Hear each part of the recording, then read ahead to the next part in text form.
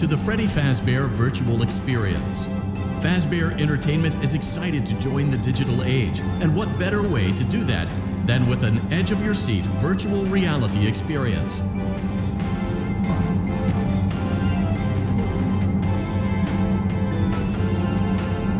We know that Fazbear Entertainment has developed something of a bad reputation over the last few decades, and while it's true that some stories associated with our name were loosely based on actual events, the majority of them were total fabrications from the mind of a complete lunatic, lawsuits pending.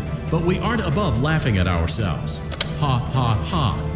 That's why we have recreated many of these completely fictitious scenarios, lies that you've been fed over the last several years, into a hilarious VR. We do, however, ask that you agree to a simple waiver before you play. It's mostly just legal mumbo-jumbo and isn't at all based on user experiences thus far or injuries associated with testing.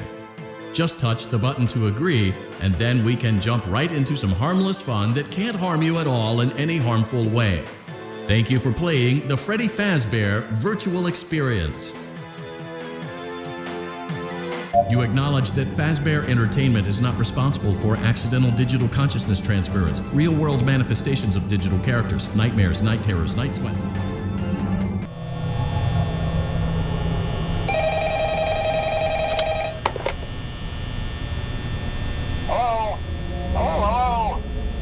I wanted to record a message for you to help you get settled in on your first night. Week now, as a matter of fact. So, I know it can be a bit overwhelming, but I'm here to tell you there's nothing to worry about. You'll be fine. So, let's just focus on getting you through your first week, okay? Let's see. First, there's an introductory greeting from the company that I'm supposed to read. It's kind of a legal thing, you know.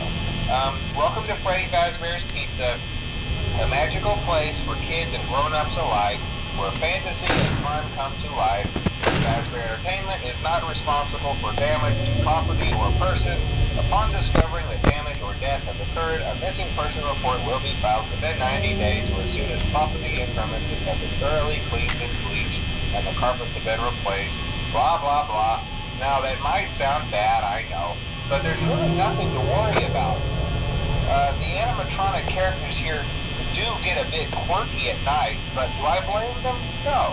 If I were forced to sing those same stupid songs for 20 years and I never got a bath, I'd probably be a bit irritable at night too. So remember, these characters hold a special place in the hearts of children, and you need to show them a little respect, right? Okay. So just be aware, the characters do tend to wander a bit. They're left in some kind of free roaming mode at night. Something about their servos locking up and they get turned off for too long.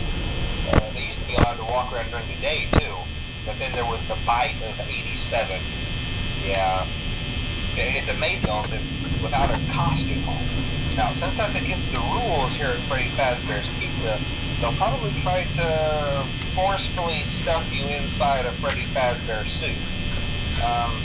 Now, that wouldn't be so bad if the suits themselves weren't filled with cross-beams, wires, and animatronic devices, especially around the facial area.